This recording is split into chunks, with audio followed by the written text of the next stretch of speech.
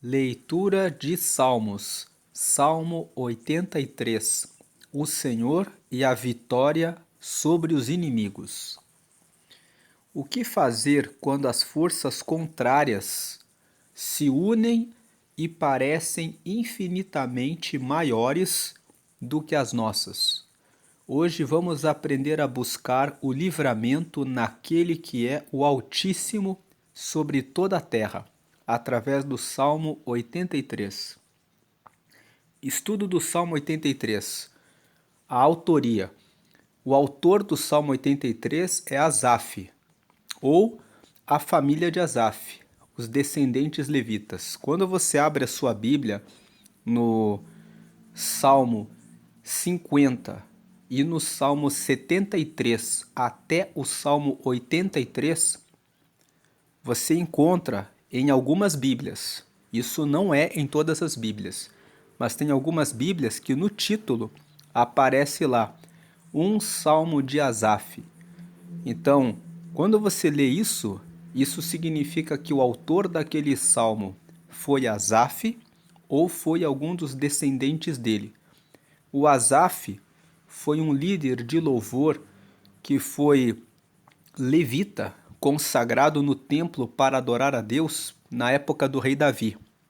Depois que ele morreu, ele deixou um estilo musical, um estilo de elaboração de louvores a Deus.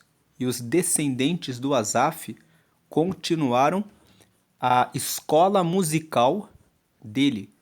Por isso que, quando você vê no título do Salmo que o Salmo é de Asaf, isso pode significar que o Salmo foi escrito pelo próprio Asaf ou que o Salmo foi escrito por algum descendente dele. Se o contexto histórico do Salmo revela que aquele fato, aquela história aconteceu na época do rei Davi, então significa que foi o próprio Asaf que escreveu. Mas se o contexto do Salmo revela que aquele salmo foi escrito num momento posterior, então isso significa que foi algum dos descendentes de Asaf que escreveu aquele salmo. Vamos lembrar, você que está acompanhando essa série de leitura de salmos, que no Salmo 74, o salmo está escrito no título assim, Salmo de Asaf.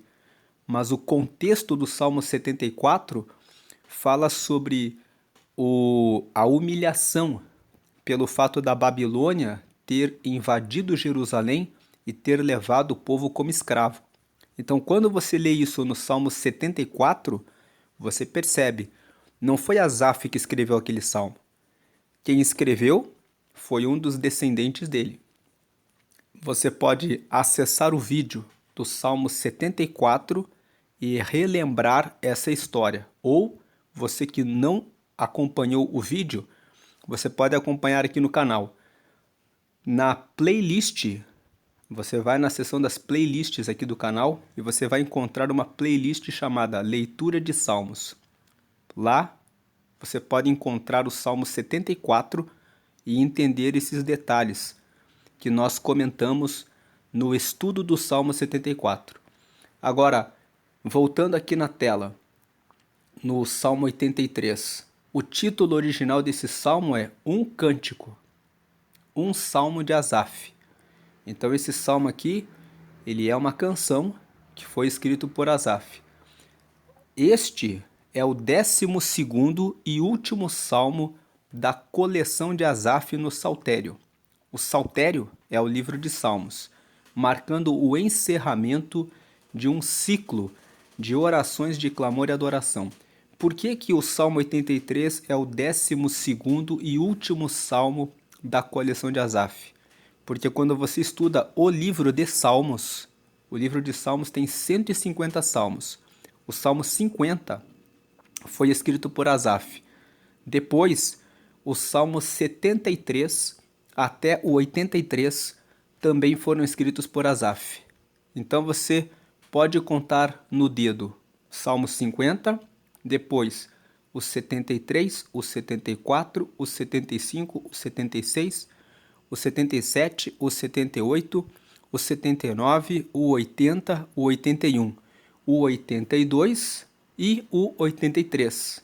Dá exatamente 12 salmos. Esses 12 salmos foram escritos ou pelo próprio Asaf ou por descendentes dele. Agora, no Salmo 83, existe um contexto providencial. Como assim um contexto providencial? A palavra providência significa o mover de Deus. Então, Deus traz a providência. Então, lendo aqui na tela, historicamente, este salmo aponta para o reinado de Josafá. No texto de 2 Crônicas, no capítulo 20, nós lemos que houve uma reunião de 3 povos contra Judá. Então, prosseguindo aqui na leitura na tela, foi um momento em que uma grande multidão de nações inimigas se uniu para atacar Judá.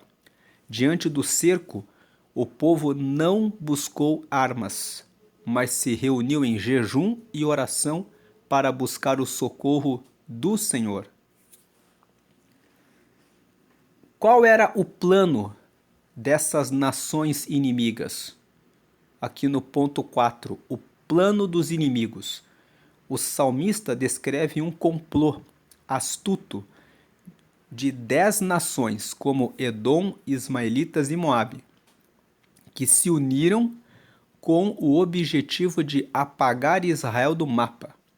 Nós vamos ler no verso 4, que lá está escrito assim: Vinde e risquemo-los de entre as nações, para que não haja mais memória do nome de Israel. Essa foi a frase que os inimigos de Israel disseram: Vinde e risquemo-los de entre as nações. Eles queriam riscar a nação de Israel do mapa. Qual é a estrutura desse Salmo 83? Ele se divide em 4 partes. Na primeira parte, nós vemos que existe o clamor pelo fim do silêncio de Deus, dos versos 1 ao 4. Parecia que Deus estava em silêncio, então existe uma oração, pedindo socorro de Deus. Depois, na parte 2, nós vemos que o salmista fala qual é o nome de todos os povos que estavam na aliança inimiga, dos versos 5 a 8.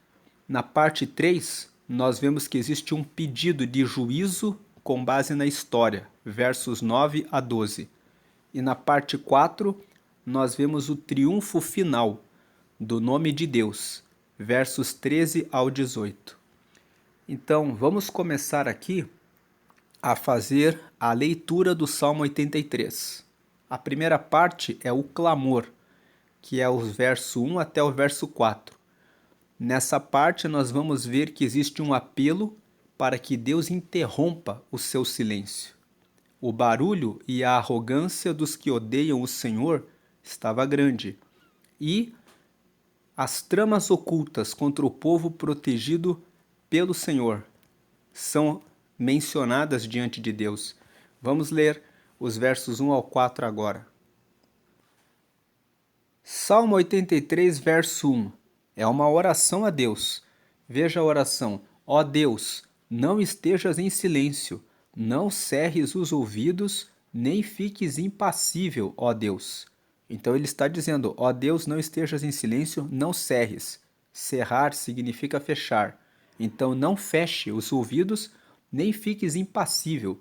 Impassível significa que fica sem nenhuma compaixão, fica insensível.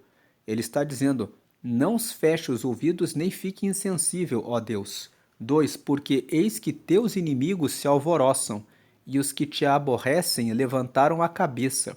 Veja que o salmista, ele fala que os inimigos de Judá eram inimigos de Deus. Temos uma aplicação prática aqui. Aqueles que se levantam contra a sua vida não são seus inimigos, são inimigos de Deus. Se você tem um relacionamento com Deus, aqueles que se levantam contra a sua vida estão se levantando contra o próprio Deus. Porque lá no Salmo 17 está escrito que Deus guarda os seus filhos como a menina do olho dele. Então, se você está sendo perseguido ou perseguida por alguns inimigos, coloque diante de Deus.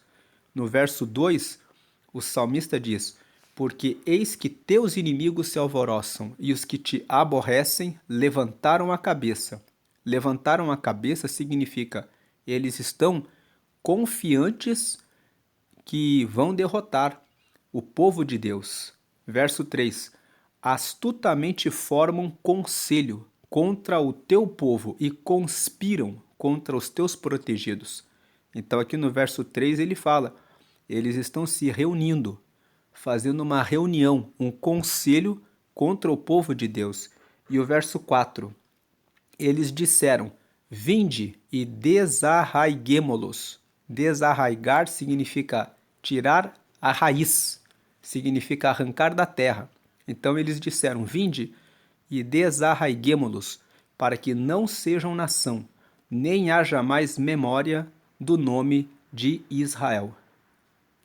O salmista aqui nesses primeiros versículos, ele faz o clamor a Deus.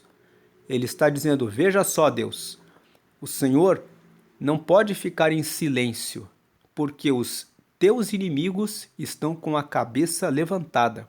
Eles formaram uma aliança e eles disseram que querem nos riscar do mapa. É isso que está acontecendo, Deus. Então, nessa primeira parte, o clamor, nós aprendemos uma lição. Sempre que você estiver passando por uma situação terrível, você deve elevar a Deus. Deve fazer um clamor a Deus, contando detalhadamente o que está acontecendo para Deus, como o salmista fez aqui. Ele falou detalhadamente o que estava ocorrendo em volta do povo de Judá. Voltando aqui nesse slide, que é o ponto número 1, que fala a respeito do clamor dos versos 1 ao 4 que nós acabamos de ler, nós vimos um apelo para que Deus interrompa o seu silêncio, o barulho e a arrogância dos que odeiam o Senhor e as tramas ocultas contra o povo protegido pelo Senhor. Eles estavam fazendo conselhos para atacarem o povo de Judá com o propósito de arrancá-los do mapa, de riscá-los para sempre da terra. Agora vem a parte 2 do Salmo, que apresenta a memória, os versos 5 ao 12. Vamos ler aqui o que esse trecho nos ensina. Existe uma união obstinada de povos contra o reino de Deus. A fé está baseada no passado. O salmista diz assim: Faze com eles o que fizeste a Midian. E o salmista apresenta a lembrança dos livramentos antigos, que traz paz no momento da crise.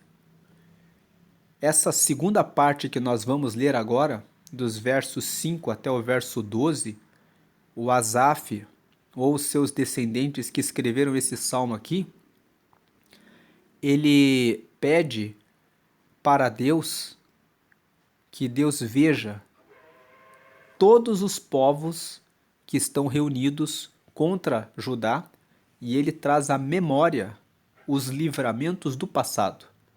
Ele lembra: o Senhor já deu livramento para nós lá no passado. Então, trazer à memória quer dizer: o Senhor já fez por nós. Então, queremos que o Senhor agora faça mais uma vez. O Senhor já fez. O Senhor pode fazer de volta. Vamos ler esses versos, os 5 ao 12. Verso 5. Porque a uma se conluiaram, aliaram-se contra ti. Então, conluio significa quando várias pessoas se reúnem, fazem uma reunião em segredo para armarem alguma estratégia, para criarem um plano. Então o salmista está dizendo aqui: Deus, porque a uma, ou seja, eles se reuniram em uma única reunião, a uma se conluiaram. aliaram-se contra ti. 6. As tendas de... Agora vamos contar aqui quantos povos se levantaram contra Judá. As terras de Edom, número 1. Dos ismaelitas, número 2. De Moabe, número 3. Dos agarenos, número 4. Aí o versículo 7. De Gebal, número 5. De Amon, número 6. De Amaleque, número 7. E a Filístia, número 8. Com os moradores de Tiro, número 9. Aí o versículo 8. Também a Assíria, número 10, se ligou a eles. Foram eles o braço dos filhos de Ló. Selá. Agora veja que são 10 nações. Os versículos 6, 7 e 8 mostram que foram 10 povos, 10 nações contra Judá. 10 povos reunidos para atacarem o povo de Judá. Agora no verso 8, você vê aqui, também a Assíria se ligou a eles, foram eles o braço dos filhos de Ló. Por que ele fala que eles foram os braços dos filhos de Ló? Você vai lembrar que Ló era sobrinho de Abraão. Você vai lembrar que lá no Gênesis, Deus destruiu. Houve um momento em que Abraão e Ló multiplicaram muito seus rebanhos. Então Abraão disse para Ló: escolha se você vai para a direita ou se você vai para a esquerda. Você tem o direito de escolher. Lá no Gênesis, a Bíblia conta que Ló viu as campinas de Sodoma e de Gomorra. Então a terra ali era muito boa antes de ser completamente queimada pelo Senhor. Então o Ló escolheu aquela campina. O outro lado, a Bíblia conta que era só deserto.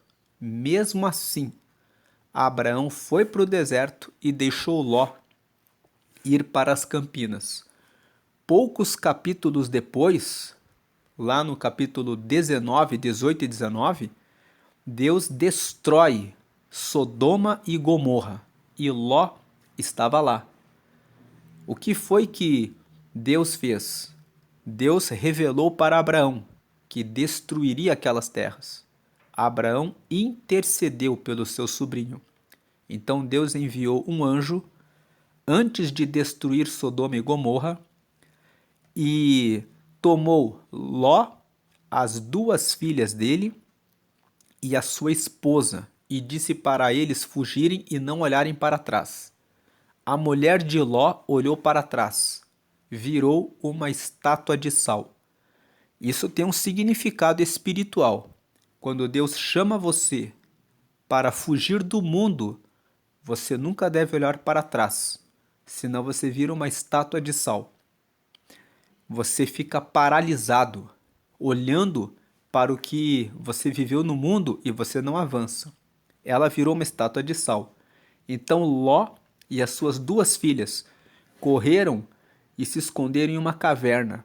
Depois da destruição, aquela caverna ficou fechada. As 2 filhas ficaram com seu pai Ló. Então elas disseram: não tem nenhum homem para nós termos filhos. Então a mais velha combinou com a mais nova: vamos dar de beber ao nosso pai e vamos ter filhos dele. A mais velha deitou um dia e teve um filho que ela chamou de Moabe. E Moabe significa do meu pai. Mo, que significa meu, e Ab significa pai. Então Moabe, meu pai. No dia seguinte, a mais nova se deitou e ela teve um filho que se chamou Amon, que deu origem aos amonitas.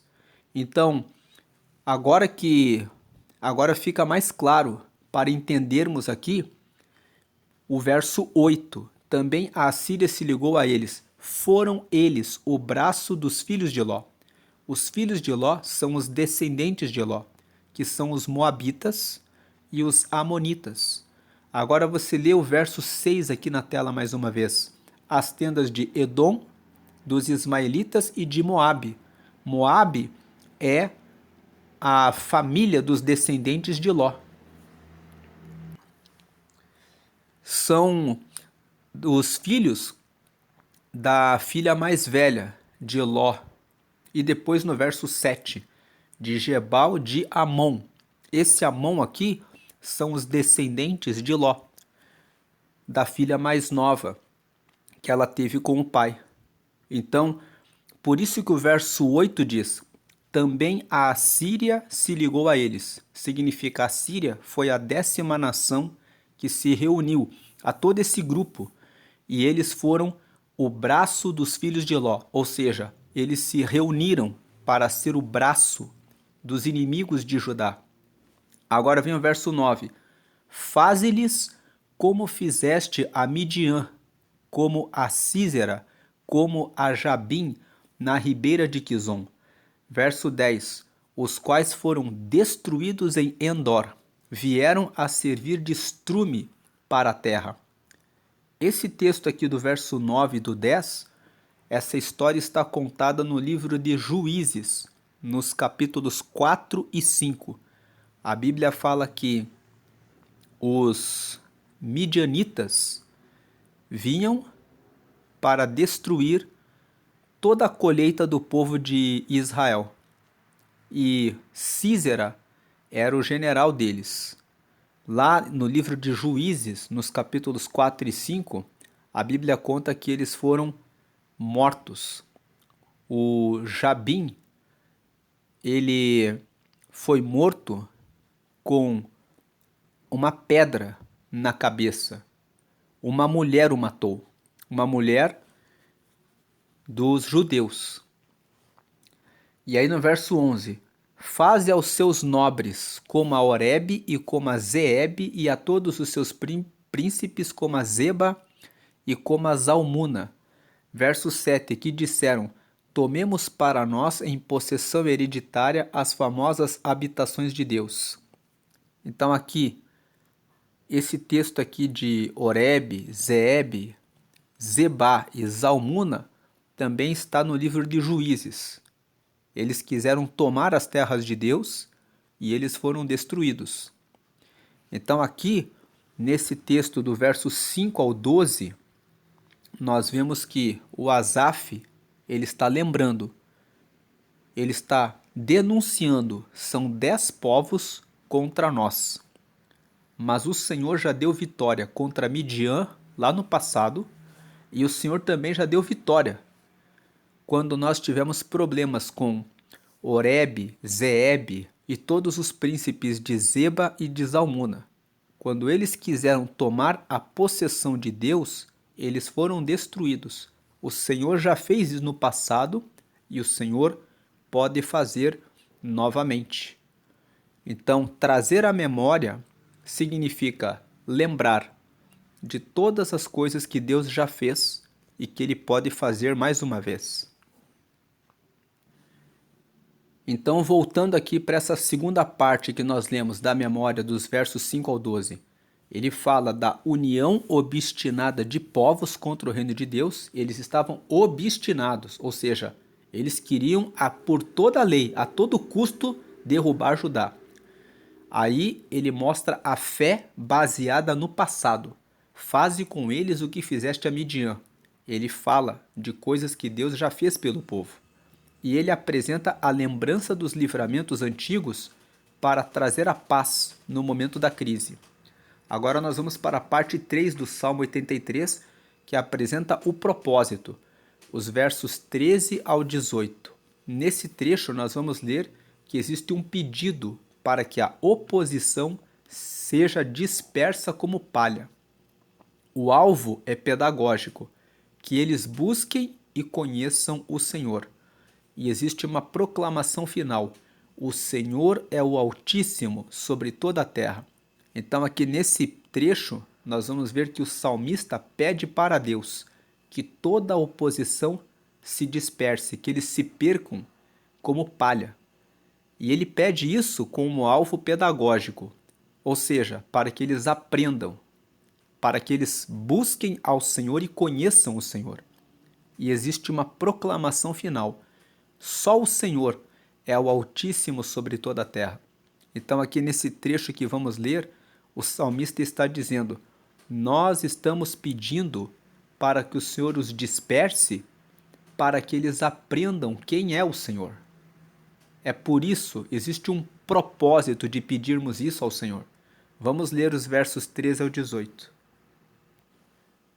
Verso 13: Deus meu, faze-os como que impelidos por um tufão, como a palha diante do vento. 14: Como fogo que queima um bosque e como a chama que incendeia as brenhas. Brenhas são aquelas florestas bem densas. Quando você entra numa floresta e você vê que tem todas aquelas árvores e você não consegue enxergar nada e você tem que pegar as mãos e começar a puxar os galhos para que você consiga entrar na floresta, aquilo ali é brenha. Então, o verso 14: Como o fogo que queima um bosque e como a chama que incendeia as brenhas. 15: Assim persegue-os com a tua tempestade e assombra-os com o teu torvelinho. Torvelinho, vamos ver aqui o significado de torvelinho. É o movimento giratório rápido em espiral.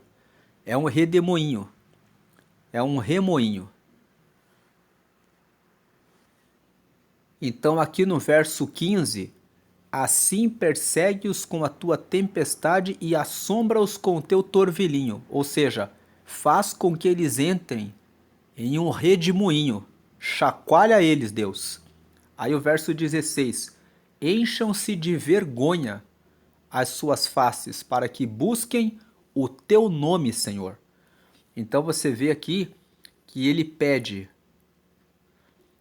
no verso 13 que Deus faça com que eles sejam impelidos por um tufão, que eles sejam levados como uma palha diante do vento, que eles se dispersem. Ele pede nos versos 14 e 15 que eles sejam como quando o fogo queima uma floresta ou quando a chama incendeia as brenhas, ou seja, quando uma floresta é totalmente queimada. Aí no verso 15, que o Senhor os persiga com tempestade e que os assombre com o torvelinho, que faça deles, coloque eles dentro de um redemoinho. E aí no 16, que eles encham-se de vergonha as suas faces, que eles fiquem envergonhados. Para quê? Para que busquem o teu nome, Senhor. Então, ele pede tudo isso para que eles conheçam a Deus. Agora o 17. Confundam-se e assombrem-se perpetuamente, envergonhem-se e pereçam. Então, ele pede que eles fiquem em confusão, que eles fiquem assombrados perpetuamente, para sempre, que eles envergonhem-se e pereçam. Agora ele apresenta uma voz de triunfo, para que saibam que tu, a quem só pertence o nome de Jeová, és o Altíssimo sobre toda a terra. Então aqui nós temos a parte 4. A parte 4 é só o verso 18. Ele fala que a parte 4, para que todos saibam que só o Senhor é Deus. Então, voltando aqui na tela, no slide da parte 3 do propósito, nós lemos os versos 13 ao 18. Nesses versos nós vimos que existe o pedido para que a oposição seja dispersa como palha, que o alvo é pedagógico, que eles busquem e conheçam o Senhor. E existe uma proclamação final: o Senhor é o Altíssimo sobre toda a terra. Vamos dizer aqui que essa proclamação final, ela corresponde à última parte do Salmo. Aqui nós colocamos juntos, mas aqui na estrutura, veja aqui a estrutura do Salmo. Parte 1, o clamor pelo fim do silêncio de Deus, os versos 1 ao 4. Parte 2, a lista da aliança inimiga. Nós vimos ali nos versos 5 ao 8 que ele lista as 10 nações contra Judá. Aí, a parte 3, o pedido de juízo, com base na história, eles pedem o juízo de Deus, e depois, na parte 4, o triunfo final do nome de Deus. Aplicações práticas desse salmo.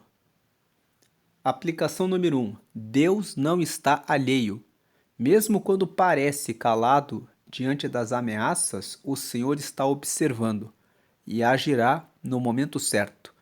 Então, não pense que você está sozinho, que você está sozinha quando você está sendo perseguido por seus inimigos.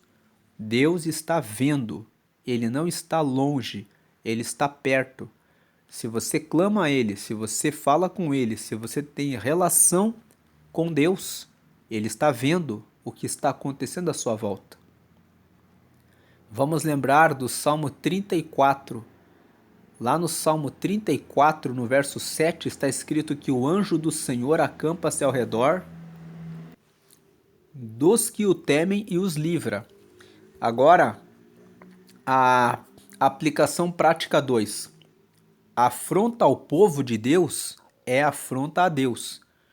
O salmista entende que lutar contra o povo da promessa é, na verdade, declarar guerra contra o Criador.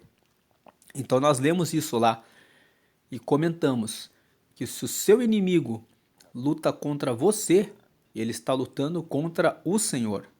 Deus cuida do seu povo como a menina do seu olho. Lá no Salmo 17 está escrito que Deus cuida do seu povo como a menina do olho dele. Agora, aplicação prática 3. O poder do clamor coletivo. Assim como nos dias de Josafá, a união do povo em oração é a estratégia de defesa mais poderosa que existe. Nós vimos que o salmista pede em nome do povo. Então, unir-se em oração com outros irmãos, com outras irmãs, é algo que ajuda a receber a resposta de Deus.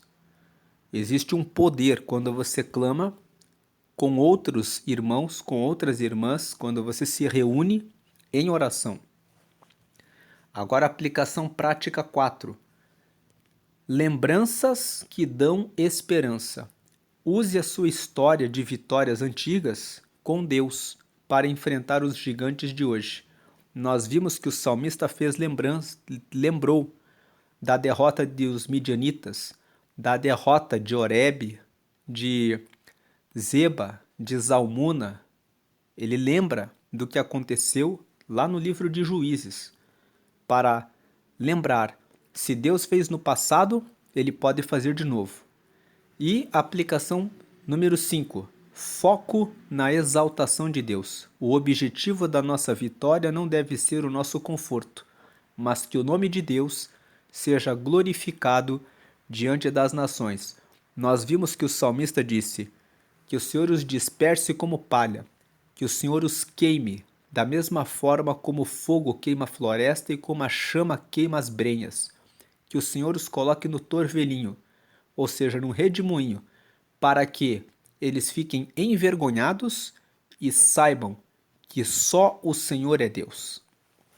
Então aqui no aplicação 5, não queira a desgraça dos inimigos apenas porque são inimigos.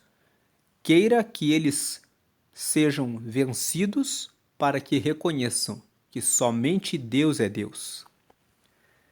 Concluindo, o Senhor, Ele é o único Altíssimo sobre a terra.